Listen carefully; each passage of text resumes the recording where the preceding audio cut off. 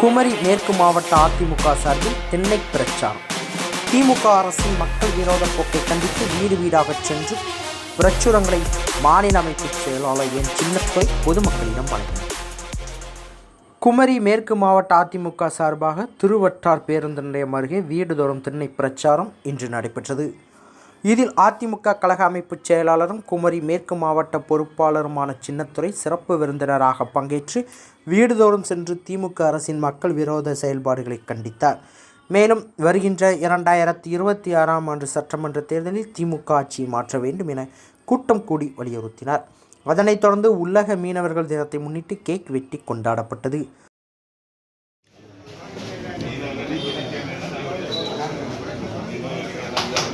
Sir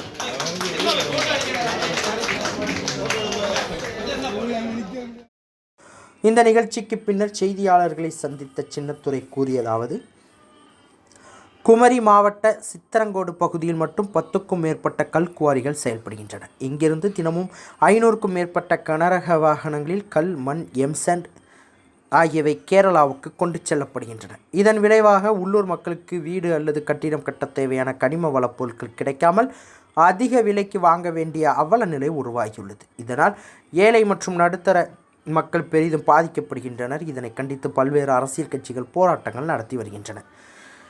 மேலும் தொடர்ந்து பேசுகையில், மகாத்மா காந்தி தேசிய ஊரக வேலை உறுதி திட்டத்தில் பெரிய அளவில் முறைகேடுகள் நடந்துள்ளதாக சுட்டிக்காட்டினார். கட்டாத்துறை ஊராட்சியில் மரக்கன்றுகள் நடுவதில் பல லட்சம் ரூபாய்கள் அளவில் மோசடி நடைபெற்றுள்ளதாகவும், மாவட்டம் முழுவதும் பல கோடி ரூபாய் ஊழல்கள் நடைபெற்றுள்ளதாகவும் பொதுமக்கள் மற்றும் சமூக ஆர்வலர்கள் வீடியோ ஆதாரங்களுடன் வெளிப்படுத்தியுள்ளனர். இதன் அடிப்படையில் லஞ்ச ஒழிப்புத்துறையினர் உடனடியாக விசாரணை நடத்த வேண்டும் என அவர் வலியுறுத்தினார். தமிழ்நாட்டில் நடைபெற்றுக் கொண்டிருக்கின்ற திமுக ஆட்சி விரைவில் வீட்டுக்கு அனுப்ப வேண்டும் என்ற நோக்கத்தில் மாண்புமிகு இதயம் புரட்சித் தலைவி அம்மா பேரவையினுடைய சார்பில் அதனுடைய மாநில செயலாளர் முன்னாள் அமைச்சர் அண்ணன் ஆர்.பி. உதயகுமாரனுடைய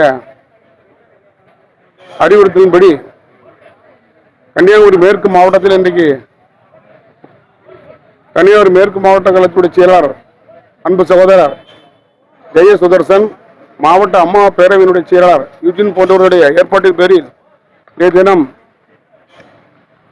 திருவட்டார் பகுதியில் வீதி வீதியாக நம்முடைய பொதுச் செயலாளர் அண்ணன் புரட்சி தமிழர் எடப்பாடியாருடைய உத்தரவின் பேரிலே திமுக ஆட்சிக்கு வரும் முன்பு பல்வேறு கோரிக்கைகளை அடங்கிய 505 வாக்குறுதிகளை கொடுத்தார்கள். குறிப்பாக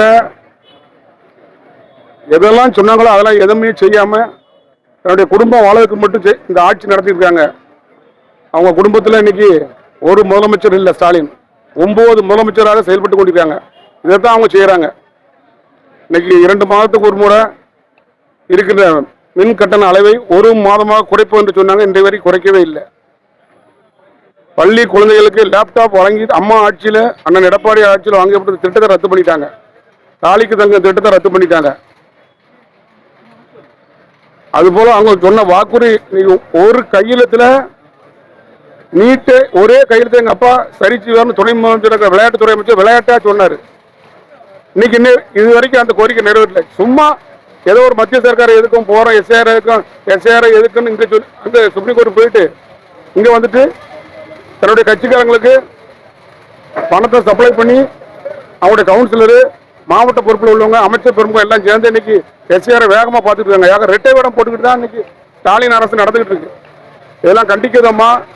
அண்ணன் எடப்பாடியார் அதிமுக நிரந்தர பொதுச் செயலாளர் வருங்கால தமிழ்நாட்டின் முதலமைச்சர் எடப்பாடியாருடைய உத்தரவும் பேரில் இன்னைக்கு கன்னியாகுமரி மாவட்டத்தில் ஒவ்வொரு பஜாரம் ஒவ்வொரு வீதி வீதியா துண்டு பிரசாரம் பொதுமக்களிடம் எடுத்து கூறுற அளவுக்கு நாங்கள் செய்துகிட்டு இருக்கோம் என்பதை தெரிவித்துக் கொள்கிறேன்.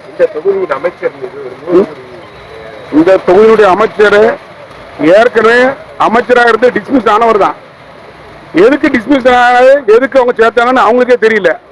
இன்னைக்கு வந்துட்டு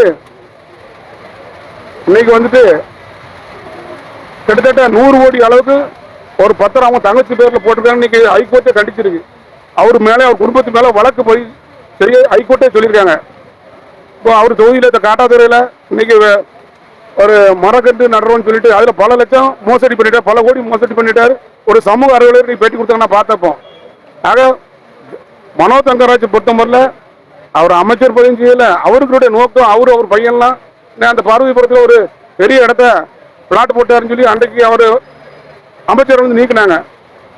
இந்த மாதிரி செயல்களை செஞ்சுட்டு இருக்கிறவங்க தான் தமிழ்நாட்டோட அவங்க அமைச்சர்கள்லாம். ஒவ்வொரு நாளும் ஒவ்வொரு அமைச்சர் ஒவ்வொரு விதமா அன்னைக்கு செந்தில் பாலாஜி நிலைமை என்ன அன்னைக்கு பொன்முடி. ஆக இவங்க வந்து இதை தான் செய்யறாங்க. இதை கேட்கறதுக்கு வக்கில்ல ஸ்டாலினுக்கு அவருடைய குடும்பத்துக்கும் குடும்ப ஆட்சி நடத்திட்டு இருக்காரு.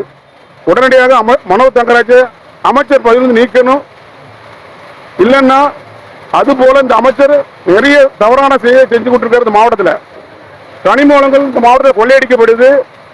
கனிம வளங்கள் இந்த மாவட்டத்தில் உள்ள தொழில் பண்றதுக்கு இங்க உள்ளவங்களுக்கு எந்த பொருளுமே கிடைக்கல. ஆனா இன்னைக்கு கேரளாவுக்கு இருந்து கடத்திட்டே இருக்காங்க. இதுக்கு அமைச்சர் மனோ தங்கராஜ் உடனே சொல்றாங்க.